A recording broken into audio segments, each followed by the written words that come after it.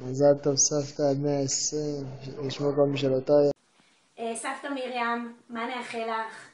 הרבה אושר, בריאות, המון רגעים של כיף. בכיף.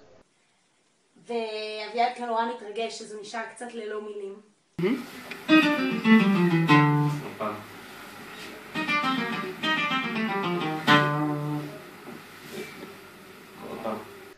סבתא, בואנה בת 80, אני לא מאמין אפילו, אני זוכר אותך בקושי בת 2. מה זה הדבר הזה, סבתא? איך גדלת לנו פה? איילי, אתה רוצה אולי להוסיף משהו? בום עלייך, מרים. את אחלה ואת חמודה, את אחלה חמודה. כפיים. אוהבים אותך, סבתא מרים. אני מתגעגע לך כל יום שאני פה.